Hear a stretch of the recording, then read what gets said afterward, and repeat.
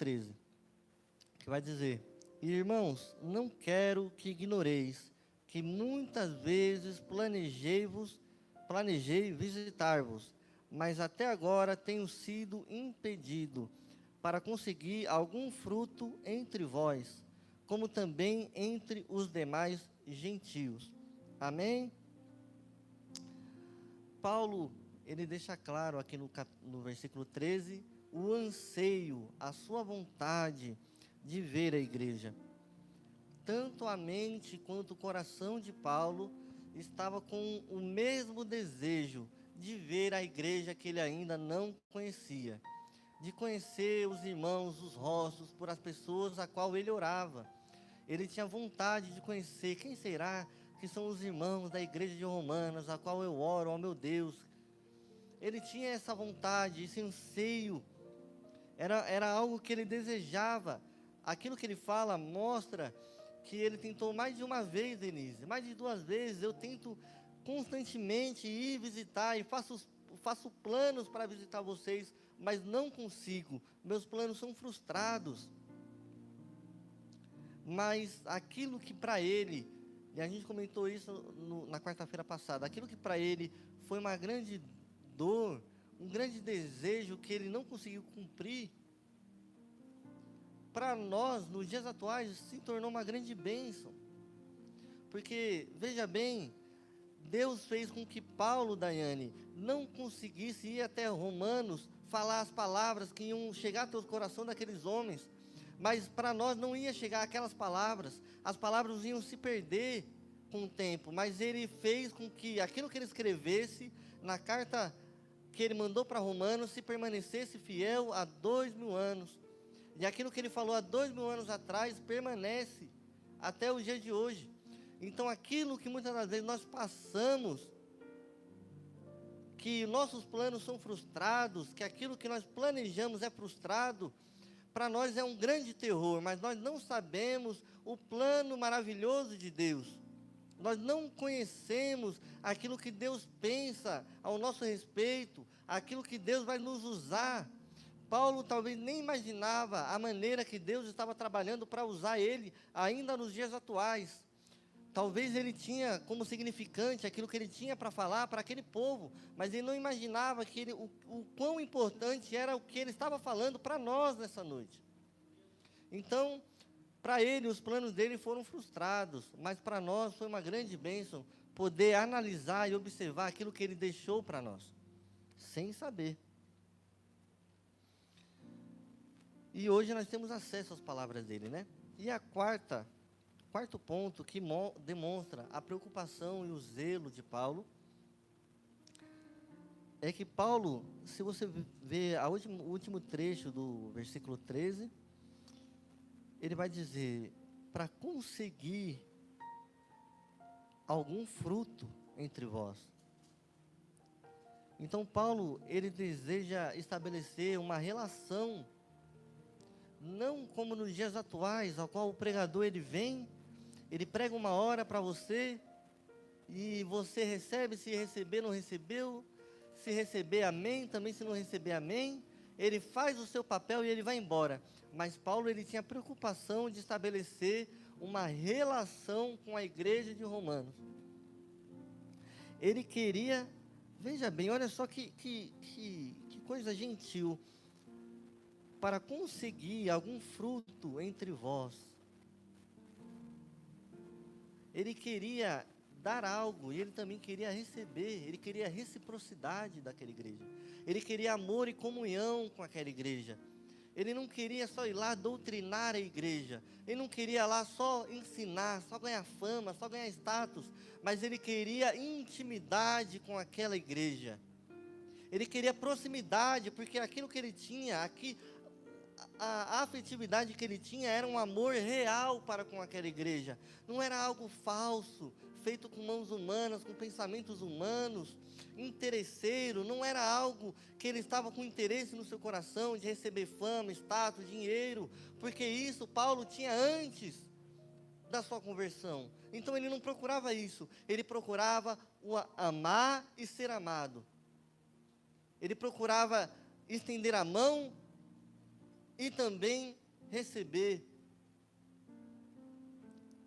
Ele queria encontrar algum fruto.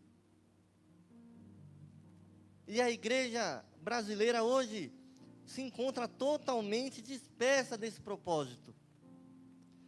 Procuram a si, não querem dar, querem tomar. Não querem servir por amor, mas querem status, fama, dinheiro. Ele buscava um amor recíproco, mesmo que nós lendo a Bíblia, que ele não recebesse de volta esse amor. Ele entregava, procurando, com esperança de receber de volta, mas muitas das vezes ele não recebia. E isso não abatia sua fé, e isso não deixava que ele, não fazia ele deixar de amar. Ele continuava amando, ele continuava pregando. Ele buscava, ele tinha esperança de receber dos irmãos algum fruto do Espírito. Muitas das vezes não recebia. Ele queria ofertar e receber os frutos do Espírito. Alguém pode abrir em Gálatas 22, 5, 22, a palavra conhecida de todos os irmãos. Alguém pode abrir? Gálatas 5, 22.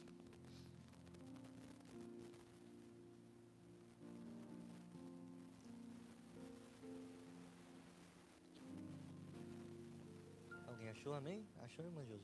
Ele pode ler aqui no microfone, por favor? Para que os irmãos acompanhem.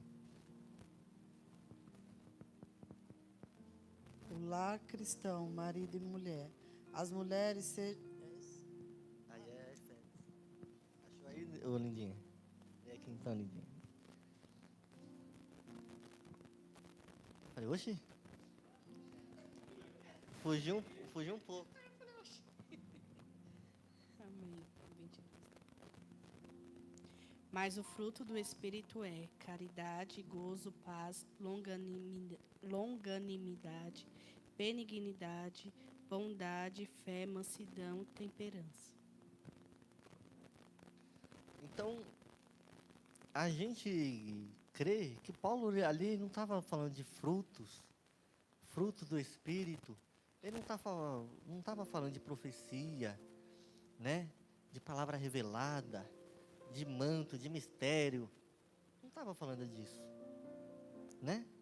Porque hoje em dia nas igrejas é tanto movimento, é tanta coisa que você vai perguntar, Daniel, como é que foi ali a palavra? Foi quanto tempo de palavra? Olha, foi 1h30. Fala, nossa, a palavra deve ter sido boa. A igreja recebeu? Recebeu. E o que era? É mistério. É tudo mistério. É tudo oculto. Mas o que Paulo fala ali é realmente o fruto do Espírito. O que ele vai dizer aos Gálatas é amor, é alegria, é paz, é paciência, é amabilidade, é bondade, fidelidade, mansidão, domínio próprio. É isso que ele quer trocar com os irmãos. Amor, paz, longanimidade, amabilidade, bondade. Essas coisas você encontra. Paz só tem quem tem. Não, paz só tem quem tem graça. Ele procurava aquilo que você não encontra em lugar nenhum no mundo. Só encontra nos filhos de Deus. Aqueles que foram chamados. Pessoas caridosas tem em todo lugar. Pessoas caridosas tem em todo lugar. Mas aqueles que têm o fruto do Espírito Santo por completo, não é uma parte, não é um texto, não é uma personalidade, é por completo. Amor, alegria, paz, paciência, amabilidade, bondade, fidelidade, mansidão. Às vezes você encontra alguém caridoso, mas você não encontra alguém manso. A mesma pessoa que é caridosa não é mansa. A mesma pessoa que tem amor não tem domínio próprio. Aquele que é filho de Deus, ele tem que ter esses atributos. Procurar esses atributos. Então ele desejava ali repartir os dons espirituais. Ele queria ser confortar e ser confortado. E colher os frutos. Amém? Aí nós encerramos aquilo que eu pretendia para a primeira quarta. E aí nós vamos para a parte 2, que eu creio que nós vamos terminar com muita fé. a parte 2 de Romanos. Todos estão com a Bíblia aberta, amém? Nós vamos ler do capítulo 14 até o 17, amém? Vamos lá? Acompanhe comigo. Sou devedor tanto a gregos como a bárbaros, tanto a sábios como a gentios ou ignorantes, de modo que, no depender de mim, estou pronto para anunciar o evangelho também a vós que estáis em Roma, porque não me envergonho do evangelho, pois é poder de Deus para a salvação de todo aquele que crê, primeiro do judeu e também do grego, pois a justiça de Deus se revela no evangelho, de fé em fé, como está escrito, o justo viverá pela... Amém. Bom, Paulo, ele vai colocar 3 disposições que temos que ter no evangelho. Depois de ele dar sua saudação, de mostrar o seu desejo, ele vai falar 3 disposições que o cristão e que ele tem que ter com o evangelho. Primeiro, no versículo de número 14, sou devedor. Depois ele vai dizer que está pronto. E por terceiro ele vai dizer, não me envergonho. E aí nós devemos procurar entender. O que ele quer dizer com sou devedor? O que Paulo devia? Qual era a sua dívida? O que ele devia para o povo? Quando ele vai dizer, sou devedor, tanto a gregos como a bárbaros. Veja, ele vai dizer, traduzindo, o que ele quer dizer com gregos e bárbaros? Com o povo cristão, com o crente e com aquele que não é crente, com aquele que crê e com aquele que não crê. Ele é devedor. Mas devedor de quê? Traz uma dúvida. Nós somos chamados para pregar o evangelho a toda criatura. E existem jeitos de você ser devedor de algo. Primeiro jeito, que é o jeito mais comum. A Daiane me empresta 15 mil reais. Emprestou, viu, Daiane? Em nome de Jesus. E ali eu me torno devedor da Daiane, né, Denise? Eu devo ela. De algum jeito ou outro, eu tenho que pagar. Mas aí eu sou um devedor, diretamente. Agora, veja bem, a Daiane quer me dar 15 mil reais, me emprestar 15 mil reais, ela vai me dar. Ela não vai nem me emprestar mais, agora ela vai me dar que ela está com o bolso cheio de dinheiro, que ela não tem mais onde pôr dinheiro, ela vai me dar 15 mil. E aí ela fala com o Daniel, toma esses 15 mil e leva até o Abraão que eu estou dando para ele. O Daniel agora tem uma responsabilidade com esse dinheiro, não tem? Por mais que esse dinheiro seja propriedade, por enquanto, né? Ainda não é, mas vai se tornar propriedade minha. Ele se torna devedor daquilo que não é dele, daquilo que Daiane deu para ele. Mas eu que tenho que receber esse dinheiro. Da mesma maneira é o evangelho. Nós não somos os proprietários do evangelho. Nós somos os comunicadores, nós somos aqueles que levamos.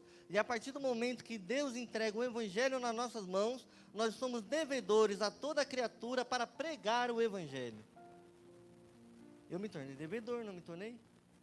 Cristo me salvou, Deus me salvou, Deus me buscou e me entregou o evangelho nas minhas mãos para pregar a toda criatura. A partir do momento que eu omito o evangelho, eu estou pecando. Eu estou devendo a Deus. Porque eu tenho ali aquilo que Deus me entregou, a sabedoria de Deus. Eu leio a Escritura, eu vou para a igreja toda quarta, toda sexta, todo sábado e todo domingo. Eu tenho algo para entregar a gregos e a bárbaros. Eu sou devedor de pregar o evangelho. Quem é que é devedor? Eu sou também.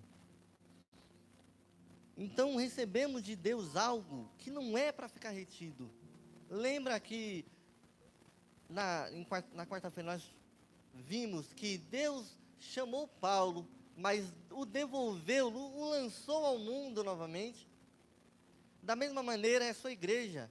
Ele nos busca, nos arrasta do mundo, com as nossas prioridades, com as nossas, com aquilo que, com o nosso DNA, com o nosso jeitinho de falar, que Deus não arranca isso da gente. Ele nos chama exatamente com essa personalidade, para que nós sejamos ferramentas usadas para devolver ao mundo, não aquilo que nós aprendemos com o mundo, mas aquilo que nós aprendemos com Deus. Então, nós não temos as bênçãos de Deus para ficarmos retidas conosco, mas sim para compartilhar com os crentes e com os não crentes. Então, o nosso testemunho serve para crente e para não crente. A palavra de Deus serve para crente e para não crente. Ela não tem exclusão, ela não exclui ninguém. Ela é para todos. E nós somos devedores de todos. Amém? Paulo, ele vai dizer: estou pronto para anunciar o Evangelho, também a vós que estáis em Roma. Segunda disposição que ele mostra, que ele está pronto. Ele está pronto, ele mostra isso. E Paulo, ele prega em prisão, ele prega em liberdade, ele prega na sinagoga, ele prega nas cortes, nos lares, nas praças. Ele pregava em todo lugar. Ele pregava na pobreza, na fartura. E alguém vai abrindo aí em 1 Coríntios 9,16, por favor. Ele prega a todo momento, ele prega a todo instante. Ele vê que isso é uma necessidade, ele vê que ele é devedor, e ele vê que ele necessita pregar o Evangelho. Ele coloca isso como algo vital, como algo necessário, como se fosse algo como comer, como se fosse algo como dormir, como se fosse algo como respirar. Ele coloca pregar o Evangelho como algo vital para a sua vida, algo essencial. Alguém achou aí 1 Coríntios 9,16? Amém? Pode falar aqui, mãe? Você que achou? Você achou? Quem achou? Aqui, irmã Josi? Depois vai tudo, Ana. Se tiver mais um aqui, eu acho que tem. Se anuncio o Evangelho, não tenho que me gloriar, pois sobre mim pesa essa obrigação, porque ai de mim se não pregar o Evangelho. Então, ele pregava em tudo que é canto. E ainda chegou a dizer: ai de mim se não pregar o Evangelho. Olha quem está falando. O homem que mais tinha anseio de pregar o Evangelho de Jesus Cristo. Ele vai dizer: ai de mim se não pregar o Evangelho. E o homem já tinha pregado em tudo que é canto. Ele já tinha feito talvez muito mais do que eu e você tem feito ou fez. E ele ainda vai escrever: ai de mim se não pregar o Evangelho. E ainda deixa claro que não se vangloria, porque o que nós temos hoje são pessoas com sabedoria, mas pessoas que têm essa sabedoria, ultimamente estão se tornando cada vez mais inchadas, mais vaidosas entre si, e você quer falar de Jesus, mas a pessoa ela quer te dar uma aula, e você só quer falar do amor e da graça e da paz, e ela não, porque veja bem, porque o criador, fundador da igreja tal, Daniel, ele vai dizer, e ele vai nos ensinar, e você não consegue conversar, porque ele quer se vangloriar daquilo que sabe, ele quer ser o professor e o ditador da sua vida. E você só quer falar que Jesus é bom e misericordioso para com a gente, mas você não consegue ter espaço nessa vaidade que está escondida biblicamente. Mas ele diz ali que não se vangloria. Ai de nós se não pregarmos o Evangelho. Nós vamos ser pesados pela a nossa boca fechada. Nós vamos ser julgados por reter as palavras que Deus coloca na nossa boca, no nosso coração, na nossa mente, para os crentes e os não crentes. Terceira disposição. Paulo ele vai dizer algo que hoje em dia talvez seria interessante que a mocidade estivesse mais aqui, porque isso fala muito com os jovens. Não me envergonho do Evangelho. A Daiane, que tem filho adolescente, talvez reconheça isso. Não me envergonho. Muitos jovens sentem vergonha do Evangelho. Vergonha de ser cristão. Vergonha de ser crente. Vergonha de falar que é crente. Vergonha de mostrar que é crente. Mas Paulo, ele vai dizer nessa situação o porquê. Ele não vai falar o porquê que não se envergonha, mas nós sabemos por que ele fala e ele afirma e ele, de certa forma, se vangloria de ser cristão. Ele trata o Evangelho, Daniel, como se fosse uma coisa, uma alta honra, como se ele estivesse indo hoje, vamos colocar no nosso pensamento humano, para a gente tentar entender aquilo que ele quer dizer, como se o presidente, a qual que você apoia, porque tem gente que não apoia tal presidente, mas o presidente que você ama, fosse lá e te chamasse e falar, eu quero pôr aqui uma medalha no teu peito. Ele coloca o Evangelho como fosse isso, pastor Raildo. Uma coisa de alta glória, coisa maravilhosa que eu tenho em minhas mãos, coisa boa que sai da minha boca, não dele, mas sim de Deus.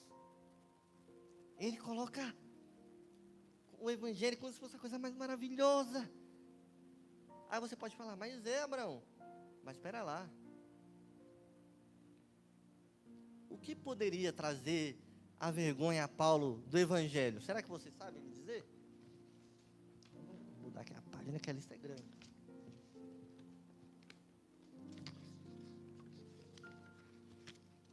Primeiro, qual é o símbolo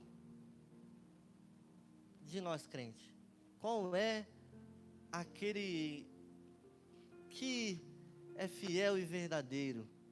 É Deus. E Paulo, ele era um fariseu, ele acreditava em Deus. Não acreditava, Daniel? Acreditava em Deus. Demais. Só que ele não acreditava em quem? Em Jesus. E quando Paulo se converte, ele começa a crer em Jesus. Só que Paulo, ele entende melhor do que ninguém o porquê que os outros não acreditam em Jesus, porque ele também não acreditava. O símbolo do Evangelho de Paulo, a qual ele quer pregar à igreja de Roma, é um carpinteiro, um judeu, que foi crucificado. Crucificação é essa, que quem estava do lado de Jesus? 2 ladrões.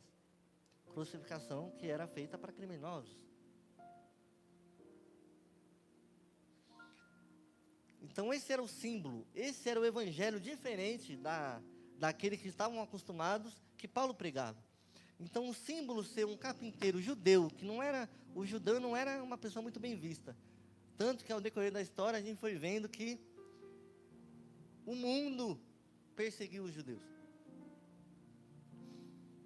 Então, para um orgulhoso cidadão romano, saber que um fabricador de tendas planejava uma viagem para Roma para pregar esse tipo de evangelho, Daniel, que o símbolo é um judeu crucificado, era no mínimo cômica, era no mínimo de se dar gargalhadas.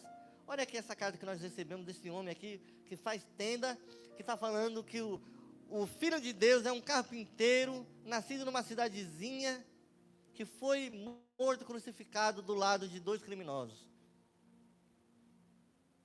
Então, isso é um motivo na época que ele poderia afirmar, não, mesmo perante isso, eu não me envergonho. Outra coisa, na época e ainda hoje, os sábios, se você for ver na Rede Globo, nos canais grandes de televisão, os conhecedores de filosofia da internet, não nutriam e não nutrem, né, na realidade, grande desprezo pelo Evangelho. O Evangelho já foi falado naquele programa Roda Viva. O que você não gosta? Qual o tipo de pessoa que você não gosta? E a mulher assim responde, eu não gosto de crente. Alguém já viu isso? Foi anos atrás. Aonde crente era Hoje em dia, se eu não me engano, a população de crente está em 31% da população do Brasil é protestante, cristão. Na época, se eu não me engano, em 80, 90, era 10%. E já tinha essa perseguição. Então, eu fui ver recentemente que uma grande, vamos dizer assim, uma grande mulher intelectual dos tempos atuais, brasileira, disse que quando ela entra dentro de um Uber, e o Uber diz, vai com Deus, Deus lhe abençoe, ela fica em choque, Daniel. Porque ela sabe que ali é um pentecostal, e ela tem medo. Então, os sábios do mundo não nutrem amor pelo Evangelho. Então, os sábios daquela época, os grandes cidadãos romanos, homens de Deus, que diziam que os fariseus, né? Que já tinham ali seus deuses, que já tinham ali seus dogmas. E nos dias atuais é mesmo assim. Você não conhece alguém que é tão soberbo na sua sabedoria, no seu intelecto, que você falar de Deus é como se você estivesse entregando ali um saco de lixo para ele, porque para ele não serve. A literatura bíblica, Daniel, para ele é rasa, não serve. Eu tenho que ler algo mais intelectual. Eu tenho que ler algo que encha minha mente de sabedoria. Os intelectuais daquela época já eram assim. Imagina os de hoje. Então, aquilo que nós temos como prioridade, Daiane, para entregar, a gente, às vezes, muitas das vezes, vai entregar e vai parecer que a gente não está oferecendo nada para eles. A gente vai pregar o Evangelho, Denise, e para o nosso patrão, para aqueles que estão ao nosso redor, e para eles vai parecer que a gente está oferecendo nada, que é pouco, que é nada. Isso é muito triste. Mas, naquela época já era assim. Então, nós não podemos nos envergonhar por isso. Porque Paulo não se envergonhou. Nós não podemos nos envergonhar quando nós formos falar de Deus para alguém que humanamente é superior a gente e ele nos trata com desdém. Nós não podemos nos envergonhar, porque ele não sabe a preciosidade que nós estamos trazendo, mas nós sabemos bem aquilo que nós estamos pregando, aquilo que nós estamos falando. Nós sabemos muito bem a preciosidade das palavras do Evangelho. Nós sabemos muito bem. Nós sabemos o preço que foi pago para que nós tivéssemos isso aqui. Então, por mais que eles abdiquem, por mais que eles neguem, por mais que eles desdenham, nós não devemos nos envergonhar. E terceira, que eu vou fazer um conglomerado, mas Paulo, naquele momento ao qual ele escreve isso, ele já tinha enfrentado um bocadinho, viu, irmão?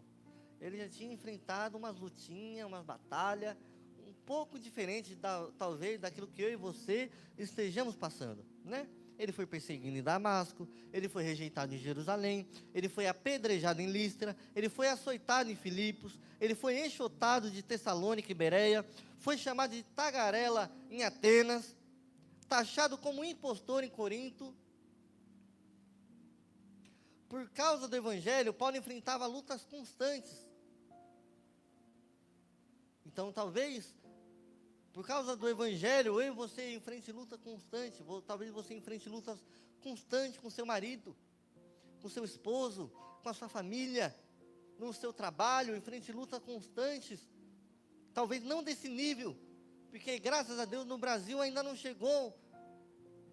Mas tem lugares que eu já mandei aí para o Daniel, que ele falou, é verdade, parece cena de filme. A perseguição, nós vemos de fora e nós falamos, nossa, eu achei que isso só tinha na Bíblia. Mas ainda hoje tem gente que está morrendo. Teve um jovem que pegou um barco, foi até uma ilha que era proibida, porque ela é dominada por uma tribo. E a tribo não tem linguajar que a gente entenda, eles se comunicam entre si, e qualquer estranho que pisa na ilha, ele está com flecha, taca qualquer coisa para matar. O jovem pisou na ilha e morreu. Mas ele foi com intenção de pregar o Evangelho. Os sábios do mundo vão dizer: burro, o que foi fazer na ilha? Pregar uma mensagem desse Deus? Mas nós que entendemos o sacrifício que foi feito na Bíblia, pelos pais da igreja, por aqueles que trouxeram a Bíblia até nós, nós entendemos o sacrifício. Nós devemos olhar essa situação, pastor, e falar: Deus, recebe em paz esse jovem. Aumenta aí, coloca mais uma pedrinha, Pai, e orar pela alma.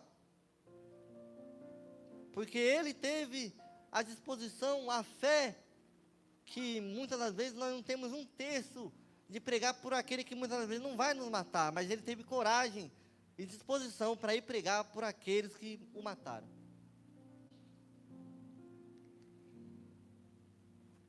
Porque Paulo, ele já foi defensor assiduamente de um evangelho errôneo, mas ele encontrou o verdadeiro evangelho.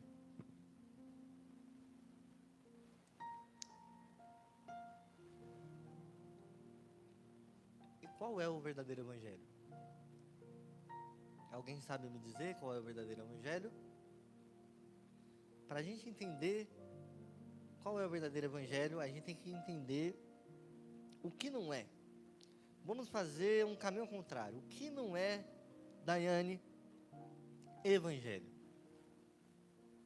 O evangelho que Paulo vai anunciar não é um evangelho de prosperidade. O retrato que nós temos se nós formos de fora da igreja e queremos ver o que é a igreja, se nós abrimos em alguns certos canais de televisão cristãos, alguém aí já passando aí nossa TV já deve ter encontrado algum. Hoje em dia ninguém mais vê TV direito, né? Mas talvez se você estiver lá umas meio-dia, umas 2 horas, você vai encontrar pessoas contando bênçãos sobre bênçãos, prosperidade, riqueza, fama, crescimento material. Mas aquilo ali, é claro, se você tiver um pouco de senso, você vai ver que é uma grande falsa propaganda, né? Porque onde está, Denise, aqueles que entregaram seus carros e não receberam de volta aquilo que ofertaram? Onde está? Será que eles foram atrás desses, Daniel? Será que eles foram atrás, irmão José, daquele que deram suas casas, daqueles que entregaram seu banco? Não, eles foram atrás daqueles que ganharam, daqueles que prosperaram. Quando eu digo que o evangelho que Paulo prega não é o evangelho de prosperidade, eu não estou aqui dizendo para mim, para você, que não há prosperidade no evangelho. Não estou dizendo isso. Que o evangelho que Deus nos dá não é um evangelho próspero. Existe palavra e ordenança bíblica para aquele que crê em Deus, aquele que faz as suas boas obras. Tem prosperidade? Tem isso na Bíblia? Tem ou não tem? Tem. Claro que tem. As bênçãos do Senhor, nós vamos até elas ou elas nos alcançam? Nos alcançam, né, irmão? Mas o evangelho não é prosperidade. Qual foi a prosperidade de Paulo? Qual foi a prosperidade de Pedro? Qual foi a prosperidade de João? Qual foi a prosperidade de Jesus? Qual foi a prosperidade dos apóstolos da igreja? Dos pais da igreja? Qual foi a prosperidade? Que prosperidade eles tiveram? Nenhuma. A palavra de Deus fala que nós seremos prósperos, mas o evangelho não é isso, de modo nenhum. O evangelho, quando ele é centrado na prosperidade, ele se torna um evangelho de interesse. As igrejas estão cheias, não como essa, que só vieram aqueles que têm fé, mas as igrejas estão cheias nos dias do culto da prosperidade, no culto da bênção, no culto do milagre. Aí elas estão cheias e constroem templos em cima da prosperidade. Dê 1.000 que você vai receber 10.000. Dê seu tudo, dê a oferta da viúva. Dê a oferta da viúva. E pela misericórdia de Deus, Deus ainda tem alcançado algumas vidas e tem dado graça e misericórdia, Daniel, para que ainda uma gotinha de bênção caia sobre a cabeça daquele irmão, que muitas das vezes vai sem conhecimento, vai por falsas doutrinas, mas muitos estão caindo nesse evangelho, muitos estão perdendo sua fé por conta desse evangelho. O evangelho não é isso. Que foca mais naquilo que nós temos para ganhar na terra, pastor Raildo, do que aquilo que nós temos para ganhar no céu. Se prega mais sobre a terra do que sobre o céu. Nós seremos prósperos, meus irmãos. Não estou pregando aqui, o evangelho não é miséria. Mas o evangelho não se baseia na prosperidade. Tome cuidado quando você entrar numa igreja a qual o evangelho é de prosperidade, porque ali há lobos vestidos em pele de cordeiro, procurando cada vez mais lã, mais carne, para inflar os seus templos. Igrejas que são empresas,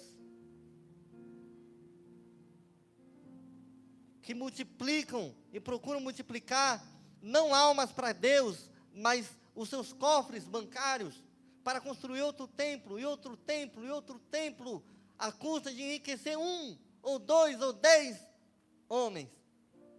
Devemos ter cuidado, meus irmãos. Pela misericórdia de Deus, a graça de Deus ainda tem alcançado algum destes povos, mas nós devemos orar para que as vendas, as escamas dos olhos destes povos que estão em muitos desses lugares caiam.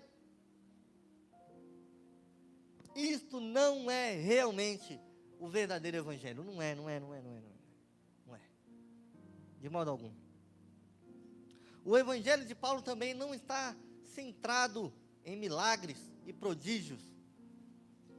O qual também, se nós... Tem dois, que eu saiba, tem 2 grandes canais de televisão cristã. Não é isso? 2 canais que passa bastante sobre. Um tem muita bênção e o outro tem muito milagre.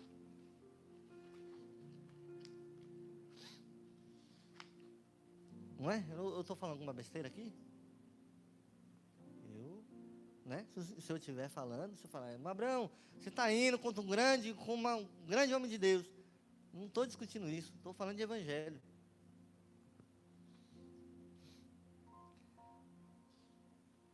Prodígios e milagres.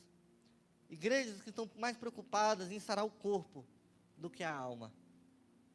As almas estão feridas, precisando de arrependimento.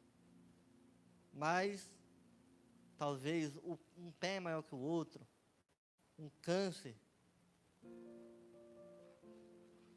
E da mesma maneira que eu falei da prosperidade, eu falo também dos prodígios e milagres. Nosso Deus não é um Deus que não opera milagres. Ele é o mesmo ontem, hoje e será amanhã.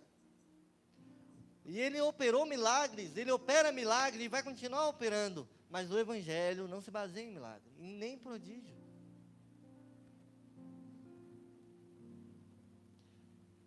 Não é constituído disso. Gerações que mais viram milagres e prodígios foi Moisés, né? O que debater, né? Era nuvem de fogo, nuvem que andava em cima do povo, era maná caindo do céu, era para sair o povo da cidade do Egito, era gafanhoto, era primogênito morrendo, era coisa sobrenatural, irmão. O povo ali viveu 40 anos regado a milagre, não é?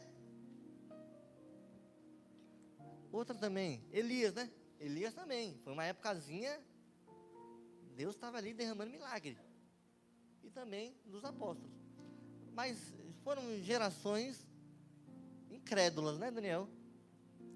As gerações que mais obteve milagre foram as mais incrédulas. O próprio Filho de Deus pisou na terra, pregou, operou milagres. E o povo incrédulo. Então, milagre, meu irmão, ele pode ser a porta, uma boa porta para o Evangelho. Para a pessoa ver um milagre e falar, meu Deus, eu quero conhecer esse Deus. Ela é uma porta, Daiane, mas ela não é aquilo que está dentro da porta. O que está dentro da porta é o verdadeiro evangelho. Qual é? Já vamos chegar lá.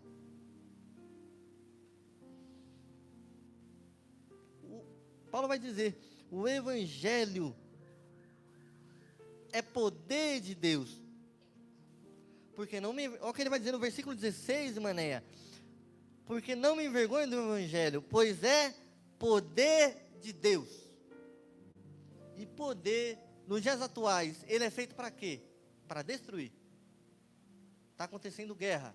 Nesse exato momento está acontecendo guerra. Nos países árabes, nos países asiáticos.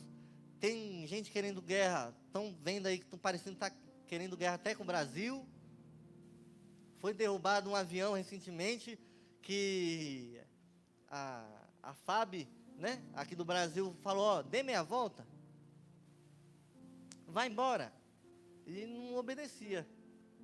E aí teve que fazer um abatimento do avião. A pessoa fez um pouso forçado, fugiu, ninguém sabe de onde veio esse avião.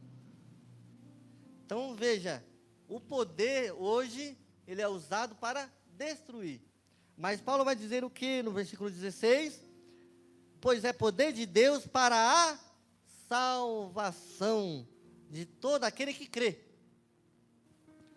O poder de Deus, meus irmãos, ele é como se fosse uma bomba, ele é poderoso.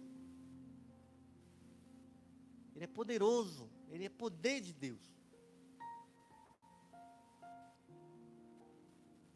Hoje, quem tem poder, ele só usa para destruir, para matar, para roubar, porque são dominados pelo diabo, mas o poder de Deus, ele é usado para a salvação.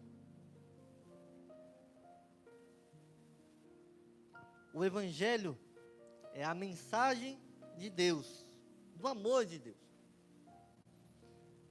da graça, aleluia, do perdão infinito. Se Deus ele quiser perdoar infinitamente, ele perdoa. Ninguém sabe qual é a linha tênue do perdão de Deus. Ninguém sabe, a partir do momento, vamos supor que eu estou aqui caminhando no perdão de Deus, e tem esse tapete aqui. Passou desse tapete, Deus não me perdoa mais, mas ninguém sabe até onde vai o tapete de Deus. Ninguém sabe. O que Deus perdoa e o que Deus não perdoa. Ninguém sabe.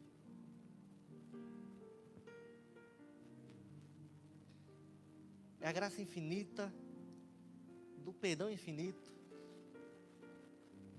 É o que nos traz o arrependimento. É o evangelho. Isso é o evangelho. Eu estou te dando aqui a definição do evangelho. É a mensagem do amor de Deus. Que nos dá graça, perdão e nos traz ao arrependimento. Para quê? Para nos livrar da ira vindoura, daquilo que está por vir. É salvação. Aquele que é salvo é aquele que corre em perigo, que está em perigo. Corre perigo. Eu não salvo quem não corre perigo. Eu salvo aquele que está correndo perigo. Nós estamos correndo perigo nas nossas almas, de perder nossa salvação, de perder a nossa coroa, de não estarmos com nosso Pai.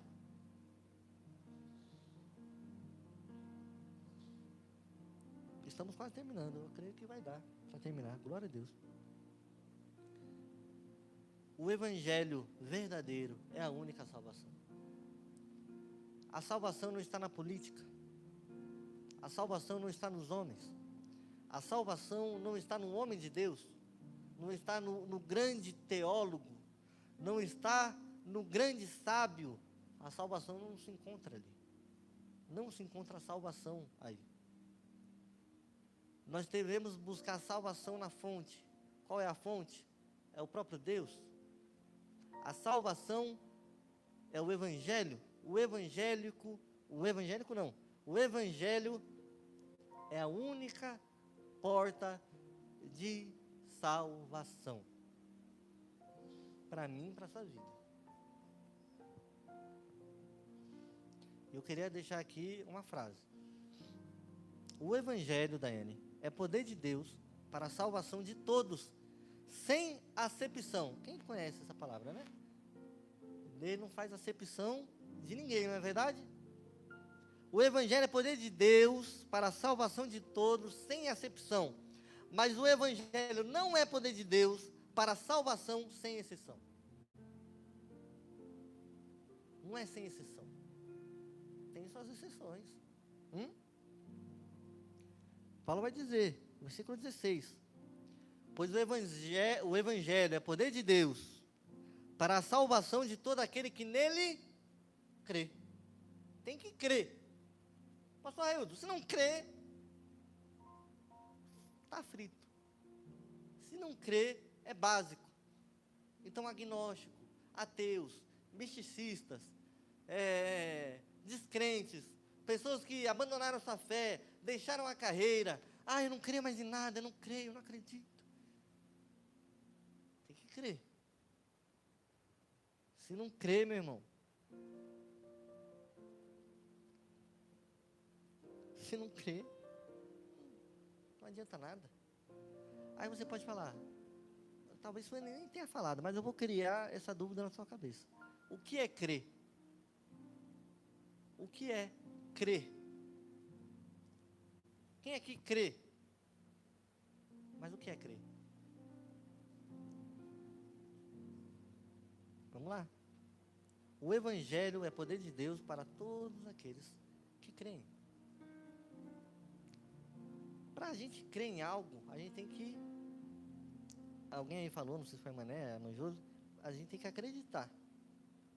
Mas a gente também precisa entender.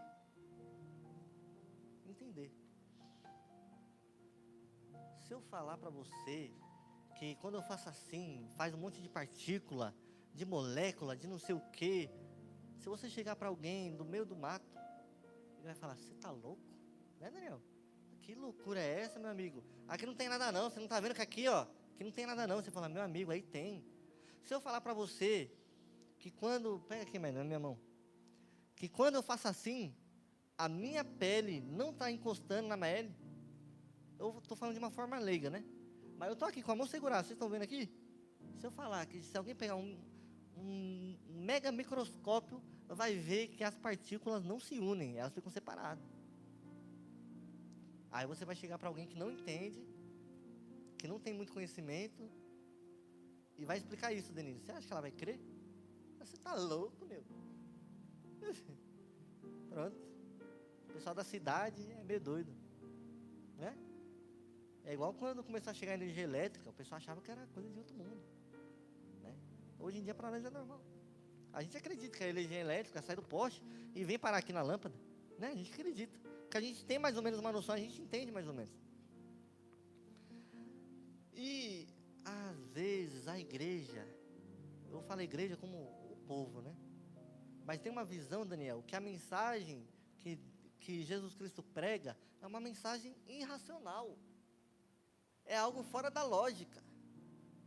Não faz sentido. A palavra de Deus não faz sentido.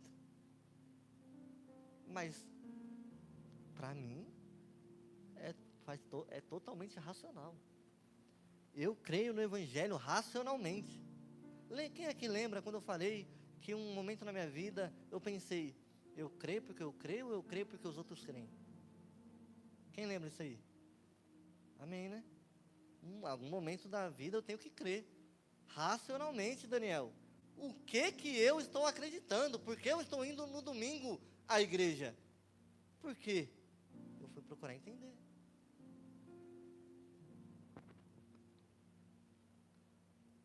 Não temos, para crer em Cristo, a gente tem que pensar, a gente não tem que deixar de pensar.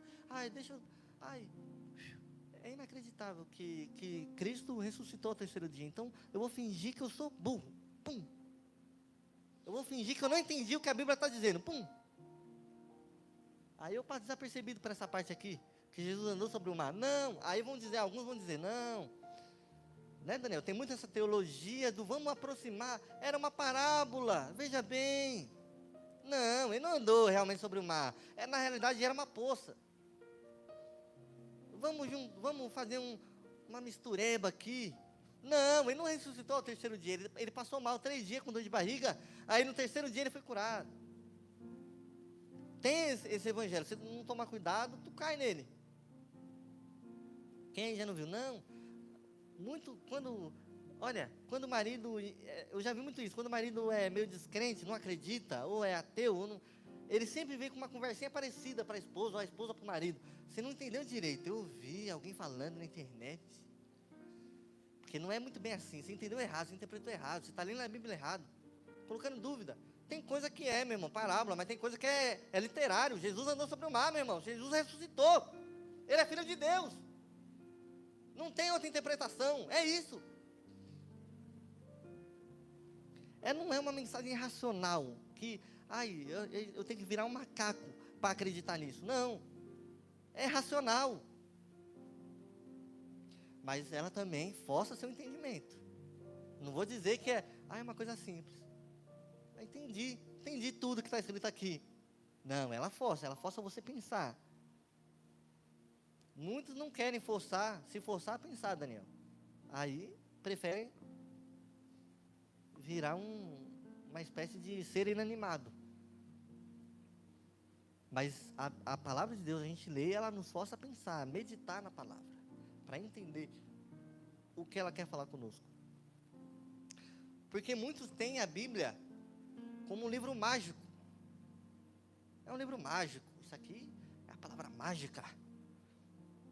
Isso aqui cura. Isso aqui salva, cura, liberta. Com racionalidade. A palavra, se o ser humano lê e não entender, não faz nada. O que aquele homem estava lendo lá? Era Isaías? Estava lendo as palavras de Isaías. Filipe estava no caminho. Não eu estou certo, não estou certo? É isso aí, né, Daniel? Se aproxima da carruagem. Entende tu o que leis? Como poderei eu entender, se não há quem me explique?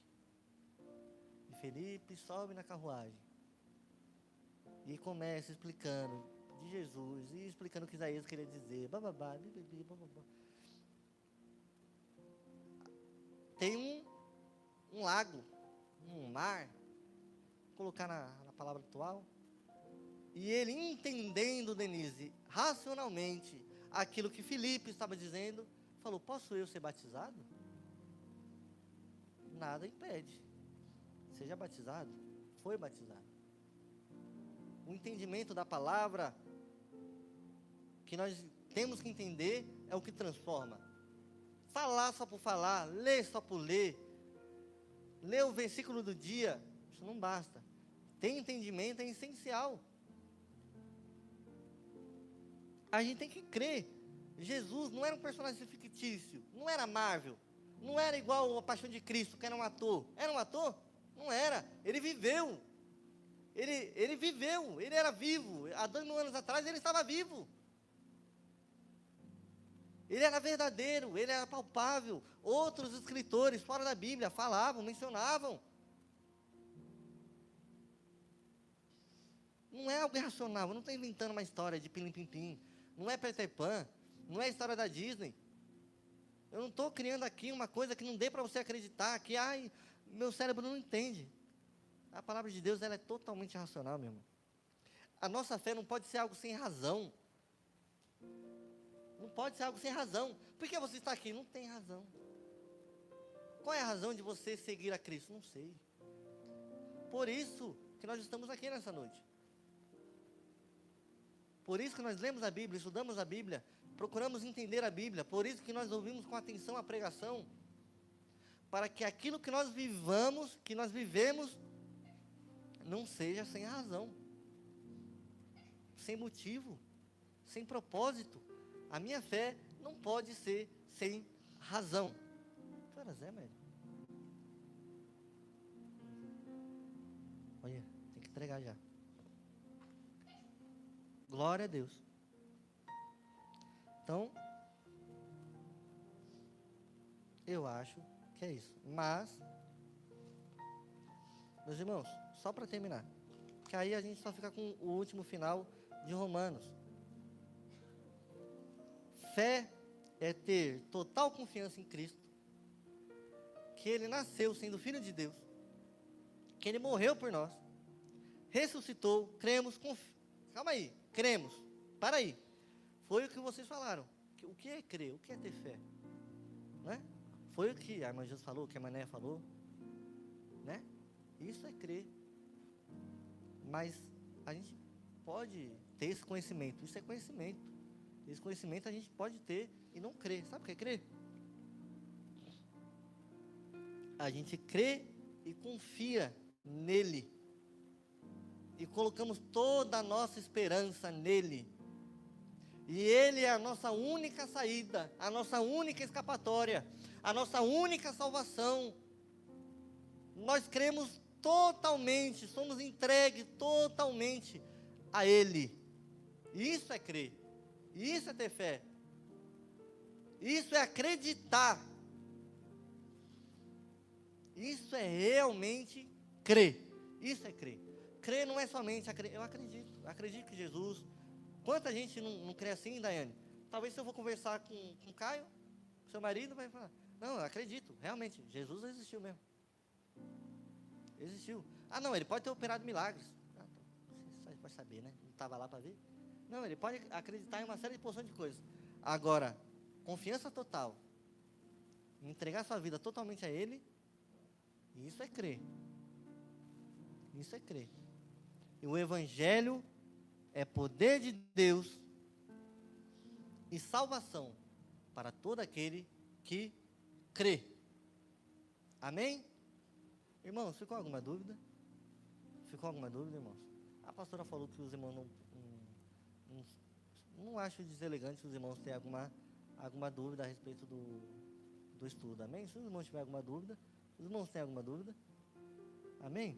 Irmãos, se os irmãos quiserem, da parte do versículo 18 até o 32, é o resultado da falta de fé no Evangelho.